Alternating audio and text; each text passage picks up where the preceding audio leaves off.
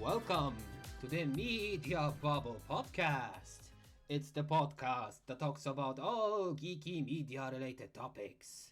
I am Karol the Fearsome, and with me, as always, is my best friend and pal, Fredrik von Blood. Let's get this show on the road. Whoa. Well, Karol explained that he very much wanted to do the intro for this episode, and I guess I just heard the reason. Yes. What did you call me? Fredrik von Blood? Yes. Although, if you want to, you can change it and I'll take it in consideration next time. Yeah, because there apparently will be a next time. Like, if you thought that Karol had enough of vampires for a while, you are mistaken. I live by vampires. Like, I'm not sure exactly what has happened to Karol, but he didn't really care that much about vampires before, but he's in some kind of weird vampire phase, which apparently has lasted quite a while. Yeah, like past year, I think. It just started with vampires and now I can't get enough of them. Like can I just say that when we sometimes talk about episodes to do, like Karol comes in with 4 ideas, which is just vampire themed, and I'm kind of like, okay, we can't do all do vampires, Karol. Yeah, I mean, sadly, this is not a vampire-related media podcast. And also, I think it would get boring quite fast if we only talked about vampires. Yeah, but they have been a team, and I can say to the people that there will be a team in some further episodes too. But going back to the topic at hand, today we will cover the original Interview with a Vampire movie, exactly, because as you know, there's a series by the same name streaming on AMC Plus. Oh, okay. No, I didn't really know that. I know that you have told me that there was a TV series being made, but I didn't know where it was. Yeah, it's right now it's 8 episodes, an hour each. And I think I would like to maybe talk about it. Yeah, it's an hour each. So it's 10 hours of content, and I wanted to see if it's good by also maybe prepping you a little bit with the original. Well, you didn't even know that the original existed. I was the one that told you. No, I knew that it existed. I just never bothered to actually see it before now. Oh, okay. Yeah, we're going to, I guess, talk about the Interview with a Vampire. Yes, the original one with Tom Cruise and Brad Pitt. Like, I didn't know they had such bangy actors in this one. Yeah, I gotta say that they really got some A-stars actors for this project, I gotta say. Tom Cruise, Brad Pitt, Christian Slater, Kirsten Dunst, Antonio Banderas. Yeah, like all of the top shelf, everyone. Kirsten Dunst, like she was a little baby when they started filming this, but her performance was also great. Can you say Kirsten Dunst one more time? Kirsten Dunst? Okay. This is the first time I'm reading her name, I'm sorry. Well, actually something that I'm just kind of seeing now when I am kind of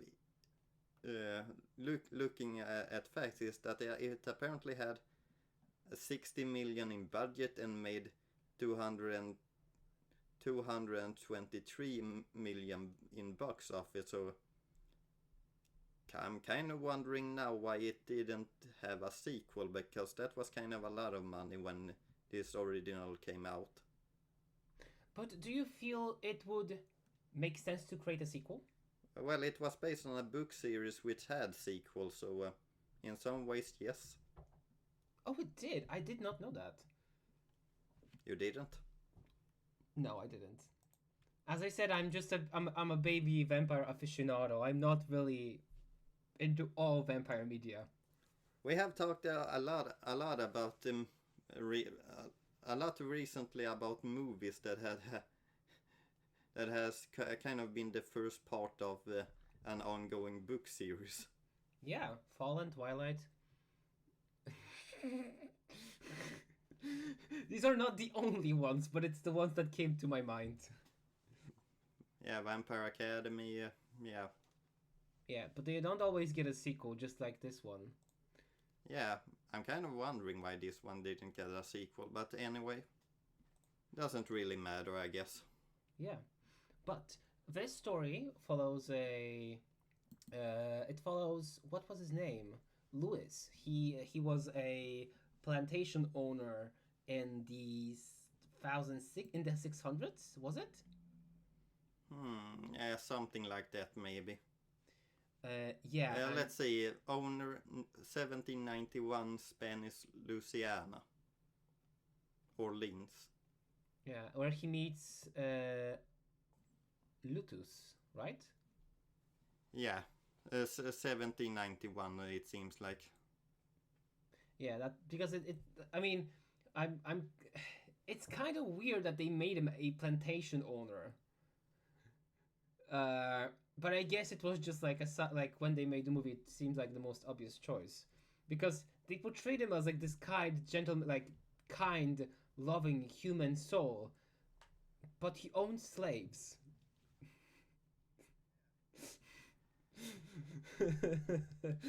So, so there might be a more reason for him to becoming a vampire, I guess.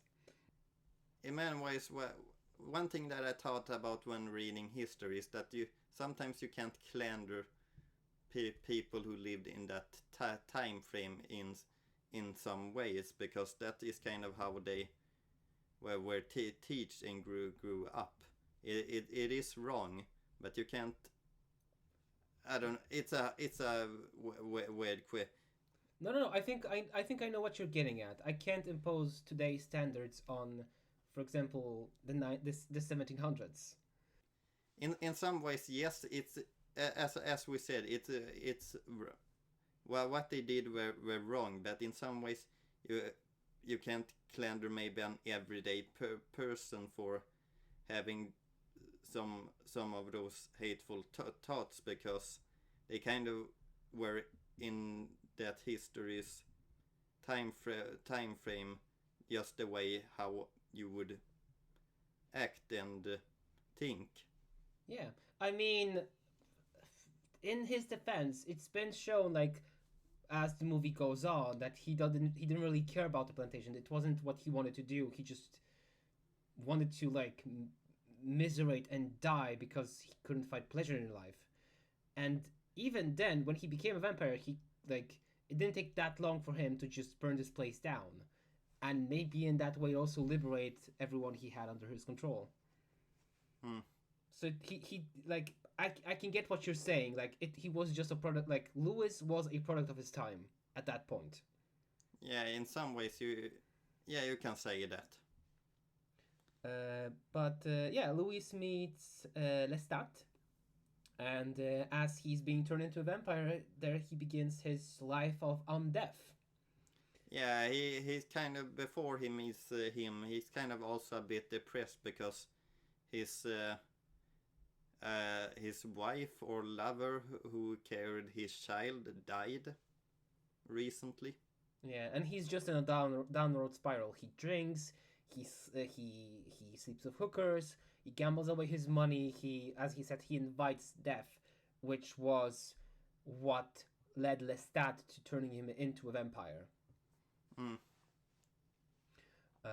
And the movie follows this, well, not adventure or romp, just this recollection as Lewis is retelling his life story to the reporter he just met. Yeah, maybe we should mention that the beginning of the film is Louise kind of just talking to our reporter, played by Christian Slater, about his vampire life. Can I also mention how the first scene? I think I just think how much time has changed, because the reporter played by Slater, like, he's just compulsively smoking indoors, right? Yeah. and which wouldn't fly by at least here in Sweden. It's not as usual to smoke indoors. There's a lot of things that wouldn't really slide in movies today. I have noticed, like the last 5 or 10 years or something like that. There's been a lot of things in movies which you kind of are like, you can't really do that nowadays. Yeah, it's interesting, but I guess it's not like a like it's not just our feeling, because I bet people from 10 years ago probably felt the same way about their movies 10 years ago. Like it just becomes more sanitized, I feel like. It kind of always does in some points, I guess. Like, yeah, if we're just going to talk about how the things have changed, like in I remember as a kid I watched, as has been well documented in this podcast, I watched old Disney cartoons, Mm-hmm. and they were sometimes they were filled with things like guns and when I think about it, Donald even was drafted into war, and yes, and some lady lust and things like that you maybe wouldn't really see in cartoons today. Yeah, I mean, in our Pinocchio episode, Especially guns, when I think about it. Yeah, like in our Pinocchio episode, you also mentioned, or not Pinocchio, just live action failures from last year's. You mentioned how they changed Pinocchio in a way that doesn't really make sense anymore, just to comply with like today's standards. Yeah, like in the original, it was very clear that Pinocchio did bad things, because he in the animated film he smoked and he drunk beer and things like that. In the new version, he is just, oh, drink this root beer. Sure. Yeah, which kind of like dulls the whole Well, message. when the point of the message is that it's bad to do the stuff, It's like probably okay to show them. like it's just such a weird thing for me in that way of how we are thinking nowadays, that we can't really show that stuff because it's bad to show that stuff. But if the point is to show the stuff to make people aware that it is bad, then shouldn't you show it? It's weird, but I mean, it's coming back to we're getting away from the point a little bit of this episode, I feel like. Yeah, I feel it's becoming less about Lewis and more about just the movie, like just the industry in general. But going back, so Louis and Lestat, they don't become friends. It's more like they, since Lestat turned Louis into a vampire, Louis is kind of dependent on Lestat to train to becoming a vampire. But his human guilt is proving him too strong to kill humans. So he feasts on rats and animals instead, which Louis is like, yeah, no, guy, you gotta live a little bit. And Bring some humans. yeah, like feast on humans. You're still feeling bad, but you can train away that complex from, like, you can kill your guilt. It's kind of what you have to do. The blood is just so much more tasty. Yeah, exactly. And I think, like, I'm not really hiding it that much. I'm into dudes, right? And this whole their relationship. Are you? No, yes, I am. It's such a surprise. And also vampires. Like if Karol would have met a vampire guy, then what could have happened then? No, I wouldn't do anything. Immortality is one of my greatest fears. Okay. But nevertheless, I just wanted to mention, because their relationship is so toxic, but also reminds me of so much like relationships, like romantic relationships, because you know how Lestat, as the time goes on, Louise burns down his estate. He's losing control. He's acting out. He's getting like Lestat finds him in the ditch in the sewers, like surrounded by corpses of animals. And the way for Lestat to keep Louise with him is to turn a girl into a vampire just so that he can have a pretend family because he knows that Louis wouldn't leave like what was her name, Claudia, with Lestat. Mm. Do you think?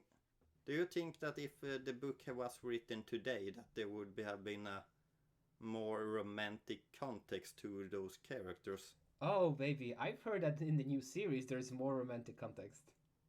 Oh, well, great. It's a win for me, I guess. Well, good for you, Karol. Yeah, we keep winning. Well, but even then, it feels a lot like that because throughout after they get Claudia, uh, they are a family for 30 years, Yeah. which just keeps that's why it's so hard for that's why it wasn't Louise who staged this overthrowing Lestat, because Claudia realized yeah, I am stuck in a body of a young girl and I will never be able to grow up. Yeah, Claudia kind of realizes that while her while her personality keeps growing and evolving, her body is not. Yeah. And so she is kind of becoming really angry at them of, why did you turn me into a vampire when I was a little girl? I can't grow up. Yeah. I'm going to stay like this forever. And Lestat is just his arrogant self is, and he's like, well, if I hadn't turned you into a vampire, you'd be dead right now, which in her case might be preferable to her fate, which is what she's stuck with. Well, in many ways, you can very much understand the anger because, well, why wouldn't she be furious at them? Yeah, and also it's again it's Lestat. He's changing people. It's first it was Louis and he was unhappy with his existence, and then it was Claudia. He wanted a daughter. He loved her in a way since he was buying her toys every year as to celebrate her being turned into a vampire. Mm. He pampered and spoiled her, but it doesn't change the fact that he did it thoughtlessly, and just chain her to being a 13-year-old forever or 15-year-old. Yeah, something like that. Probably not 15. Yeah, I don't remember how old she was when she was turned. I think she was supposed to be a kiddie. Yeah, but she is a kid, and from this confrontation, uh, Claudia, she persuades Louis to. No, she didn't persuade. What happened? It was she tells Louis that she wants to end it. Louis said he can't do it, so she puts opium in the bodies of two little children as a makeup gift, and I'm making air quotes, listeners. uh, and he gets poisoned. He drinks dead blood, which is a sin or a rule you're not supposed to break as a vampire. And as Lestat retaliates, Louis protects Claudia from his wrath, and they throw him into a swamp when he's dying. Yeah, but as revealed later on, he didn't really die. No, he didn't. He came back. They thought that they'd be safe, and they enjoyed their time. As Louis said, that they were alive. They, in a way, Louis, in a way, had what he lost because he had this daughter he always wished he had with his wife, this child. Even though she was a vampire and she was 30 years old, they were family. And Claudia felt the same. Yeah, he is very protective of her in some ways. He a lot of his motivations in this film is trying to make Claudia happy, and that becomes harder and harder to do, you can say, as time goes on. Yeah, because as you said, Claudia is she's a grown woman, and there is this weird relationship where she sees Louis as her father, but also as her love, which is Well, it's not something she can act upon because even though they're not related, she's a child, whenever she likes it or not. And I Oswald. always I always kind of find it weird in media in some way when the father figure, even though they aren't related to the one they're raising, uh, it always is weird sometimes when they do that thing of, uh, oh, I'm in love with you, but I raised you as a little kid.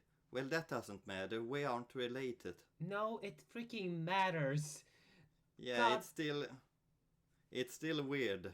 Yeah, like god damn it. It's you missed the point. The point is not that you won't get free like if you get freaky there won't be like any weird stuff. Like you won't have weird kids. No, the point is there's a bond between you between a parent and a child and you breaking it and Yeah. and you're making it gross. Like there just is something wrong with seeing something more in the people and in the people that you held as a baby. Yeah, like I cannot imagine being in that position. It just like going on with it. Like if I adopted a child and they came up with shit like this to me, we'd have a serious conversation about why it's not happening. Like I'd still love them to bits. They would be my kid, but we would have to talk about it and figure out what was really the cause. Yeah. Like it. Yeah. Let's just move on. It's just wrong. Diddling your kids is bad. So anyway, what happens next? Jesus. Okay, so as we have talked about some really interesting topics, I gotta say. Like this is just winding left and right into side conversations. I love it. Okay, so as all of this is happening, all the performances, like I want to take a little detour.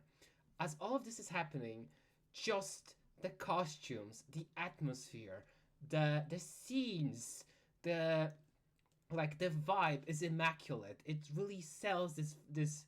It's not gloom. It's like it just works. It's such a beautiful movie.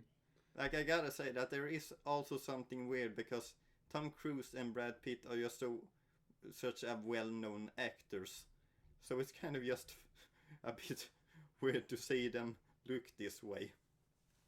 Yeah. Like this glowing eyes and those and those costume at the same times. You're not used to it, but it works because they're so great. Yeah, also, but there is just some weird element of fun in it, you can say. But can I also say Tom Cruise, like Brad Pitt, he sold the role as Louis, but Lestat, Tom Cruise in as Lestat, jeez, he's beautiful. Like I can get why so many women fell for Lestat. Like he's just, and I'm not like he is like the epitome of like a trained killer. Yeah, I can understand it. I don't feel the same way, but I can understand it. So it's I don't know. I just want to say Tom Cruise, you did such a good job. But enough about the dressing. We continue with the story as Louise and Claudia are looking into the origins of the vampires because Claudia wants to see the origins. Lestat returns. Turns out him being thrown to the crocodiles wasn't enough to get rid of him, which means that he's back and he wants to enact revenge on his family that destroyed him. But he doesn't do that. He is instead burned alive, and as because he gets a lamp thrown at him. So as they are running away from their burning home, they escape from America into Europe. They travel all across the countries into the old cities, to Italy, to Europe, to Norway, to just where they would expect the vampires to be. And they end up in France.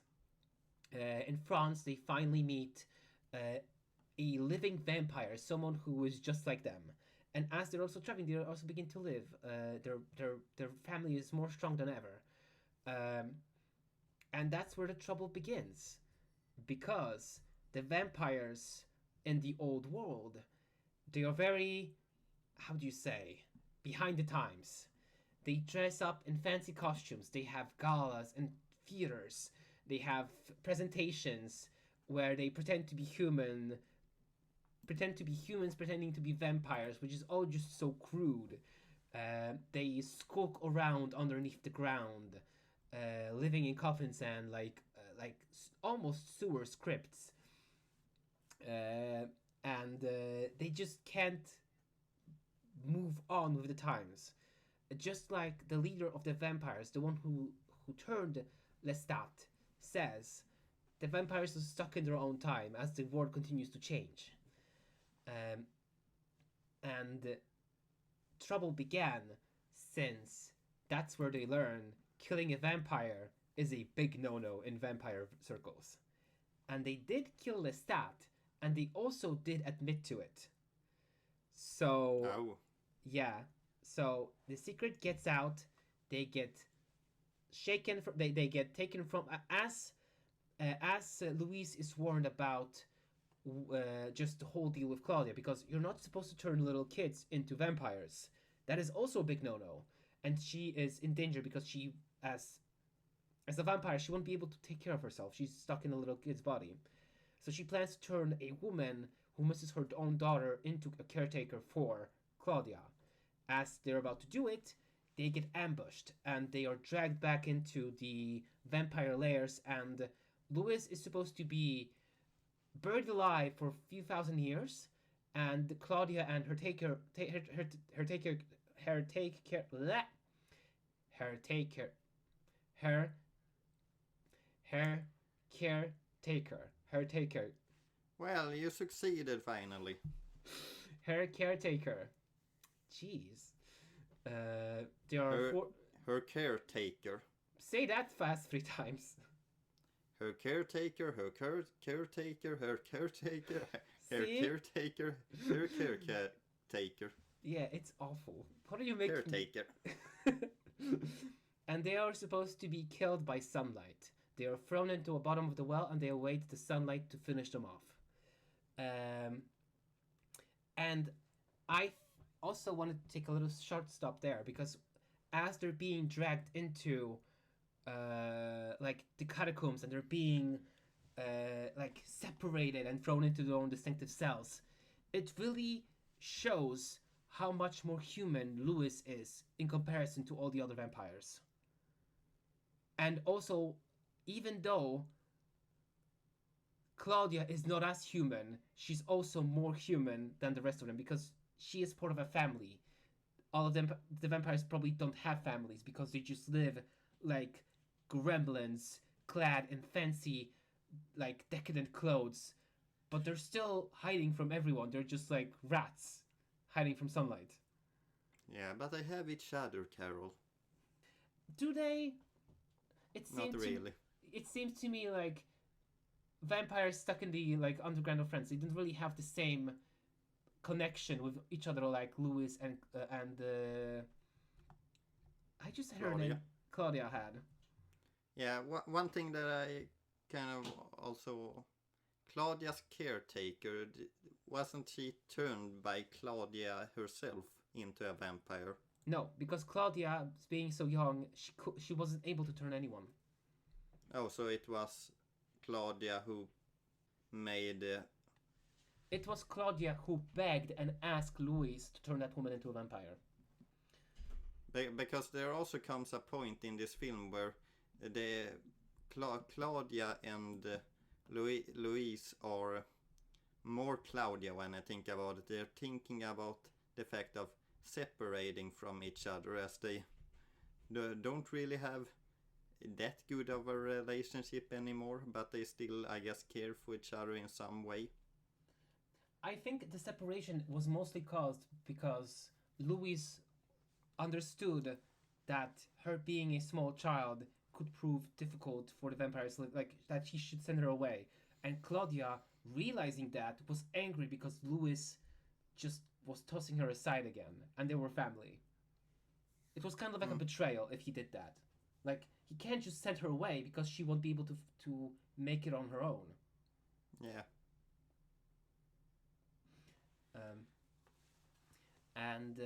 Yes, so what happens is, as Louis is being, like, pam pam pam, bricks by bricks, like this whole sequence when they're being dragged into the underground and separated, and Louis is being thrown into a like a metal coffin with clamps, just so that he can't leave for hundreds of years. That was terrifying. And it turns out, as Louis is rescued, it's too late for Claudia and her caretaker. And yeah, Louis takes revenge. He burns. Well, if we're going to stay a little bit about Claudia, as she dies, yeah, you kind of just going to be honest. She didn't have that good of a life, if we're being honest. She was turned into a vampire of not in her free will. Yeah. Also, and she is kind of just forced to live the rest of her life as a child, and the limits that brings, and yeah, the limitations she also has. Yeah, and also when she was human, she also lived like in squalor. She was extremely poor, and she almost died of the plague. Yeah. Like, Claudia is a really tragic character because even though she had like a loving family, her fate was ultimately extremely sad. And also, Louise tried to care for her, and he did in many ways. Yeah, he really cared for her and wanted the best of her, but the other parent, Lestat, yeah, he more saw her. If I understand it correct, he more saw her as kind of a weapon that could be trained. Yeah, like a student. I think. What do you think? Do you think that Lestat loved her? No, I don't really. I think he has maybe lived so long that he doesn't particularly care for other people that much. Like they are just some people that he met at a time point, and just kind of like, yeah, I'm not going to remember you in 50 years. You know what? Fair point. But on the other side, I think he turned her for selfish reasons to keep Louis at bay. But I think with time, as I said, he kept bringing her dolls each time on her birthday, and he spoiler and doted on her. I think with time he started to love her, and that's why it hurt so much when she started to rebel, and like she said, like she can't, like, what are you, like, are you treating me like a doll? Like, I am stuck like this, and I'm not a little kid, even if I look like even if I look like one. Yeah, I guess we also gotta mention the fact on the reason why Louis was able to break out from his coffin is because he in the time in French he meets another vampire. Wasn't it Armand? Yeah, it was Armand. And they start to form a little bit of a relationship, and that's kind of also a breaking point for Claudia, as she noticed that they are kind of having a connection with each other. Yeah, I mean, she was jealous. Like, she asked if they would make a nice pair, which, I mean, I think that's what Armand wanted, because he felt dead inside. He wanted someone to bring him life. And it sounds romantic because it could be interpreted that way. But Louise said, "No, I'm straight," and he left.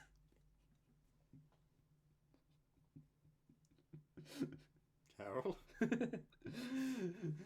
Or he understood that he couldn't provide Armand what he needed. Yeah, one of those two options. You decide which, dear listener. I'm sorry, I'm just not into you in that way. I mean, wasn't it basically what he said? Like, I can't bring, like, you're already dead. I can't bring you back to life. Just saying, subtext, wink. But after this, after Louise burns down the theater, the undergrounds, the coffins, he slays a lot of vampires, killing his own people, yada yada yada. Everything is gone. Everything is burned to the ground, and he says goodbye to Armand because he cannot. Because what Armand wants is what Lestat wanted. He wanted a companion. He didn't want it to be alone because every single vampire feels alone. Kind of feels like. Like Claudia, she also didn't want to stay alone. Louise, he fought in tooth and nail because he also didn't want to be alone. Lestat, basically the whole shebang with Louise and Claudia was also because he felt he was lonely. And he left Armand, and since then, he was alone. He didn't do anything else. He traveled. He came back to America, and he came back to his roots. Is that what this film is about? Loneliness? I think it might be. Because it's like a lot of characters' motivations circle around loneliness. Luis for his loved, like his wife and his child, and then he didn't want to he didn't want to be without Claudia. Lestat also, he didn't want to be alone. That's why he did horrible things. Claudia also didn't want to be alone, so that's why she asked for caretaker. Armand didn't want to be alone. The vampires, they were all alone in their own ways. Well, I guess what happens next isn't this time point where Louise returns to Lestat? Yes, I think he does in the story because he hasn't finished the interview yet. That's when he meets Lestat, right? Well, I'm pretty sure that he returns to the place where Lestat is. Yeah, so he travels to New Orleans and he ends up in his on the plantation that he once owned, where he meets Lestat. Turns out he's alive. Yeah, he is alive. He is traumatized, and he, just like Armand said, he couldn't move on with the times. He's stuck in 1700s, afraid of helicopters and lights outside, and he was always dreaming of Louise coming back to him and them being together again. But it cannot be like that because Louise doesn't want that. So, saying one last goodbye, they go their different ways. How beautiful. Yeah, because as we said, Lestat, he's lonely. And also like Armando, because Armando wanted also someone to keep him along with the times, like a chain to the right now. That's what Lestat also needed, because without it, he just ended up like a sorry mess. Okay, and then we're, I guess, back at the interview again. Yeah, and the interview. So this whole time, this was an interview. Luis was retelling his life story and trying to convey how awful it is to be a vampire, because it's a life full of loneliness, full of betrayal, full of hurt. And the interviewer just goes, "No, you're not empty. I want what you have. I would love to be a vampire. It seems baller that you can do so much stuff and I can't do anything." Haven't you listened to my story? Yeah, haven't you listened to everything he just said? Why were they doing the interview in the first place? I have forgotten. I think it's just maybe just Louis going back to loneliness. Maybe he just wanted to talk to someone about it, because he didn't say exactly hide this information, don't share it with anyone.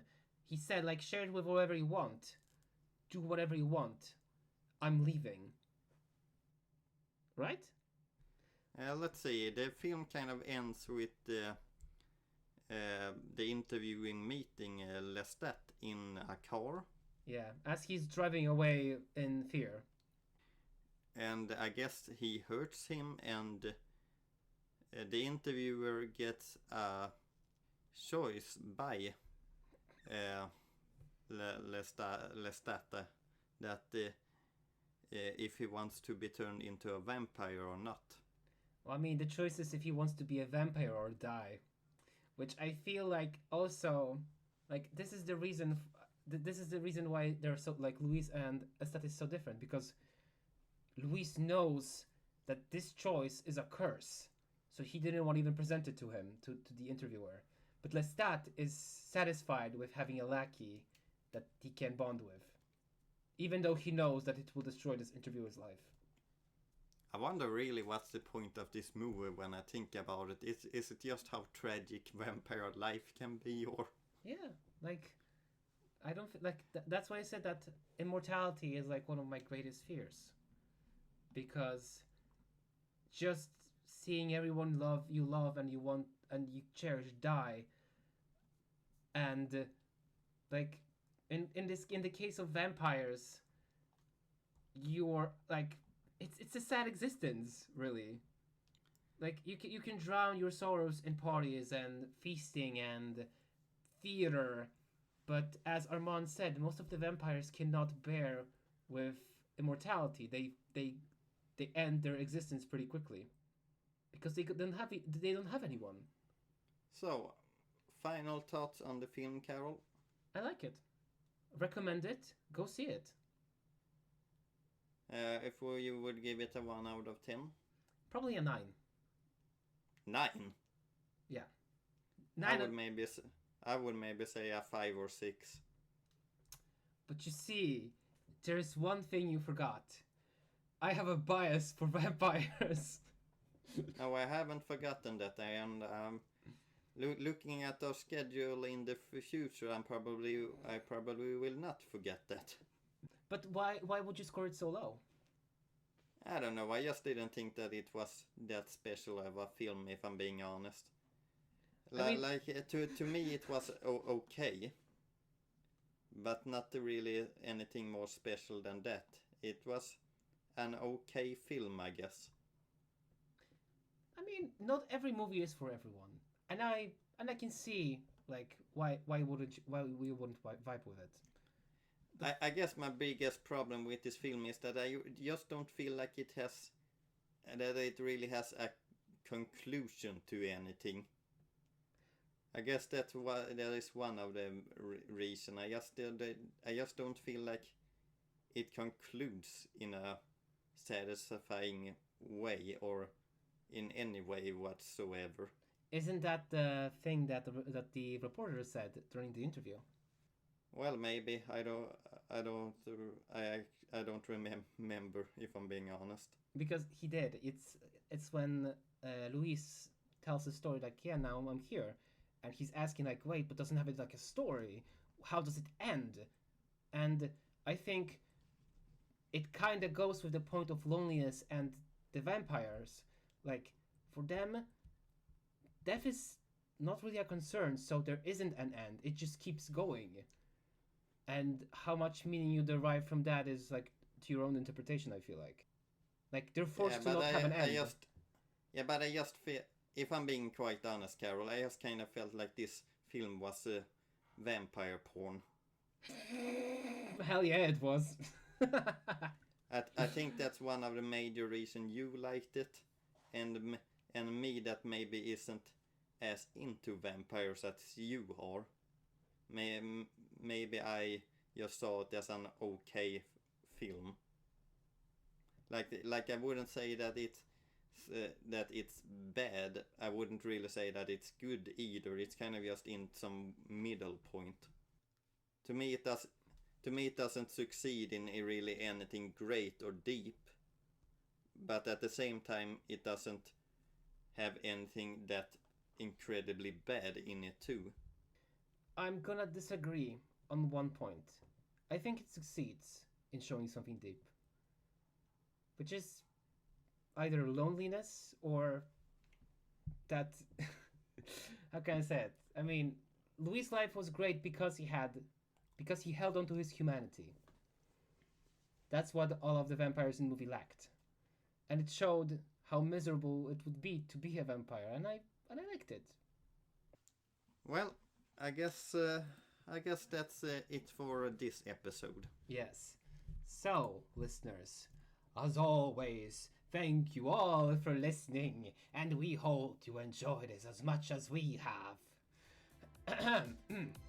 Don't forget to follow, hit that bell icon, or follow us on socials like Twitter, YouTube, or Tumblr. Also, big thanks to Jahzzar for intro and outro comedy. So see you again in the next episode, and have a wonderful day. Goodbye. What was that? You were in the accent and just gave up. I'm trying to... I gotta keep you on your toes, man. Yeah, I'm sure that was the meaning. Okay, goodbye.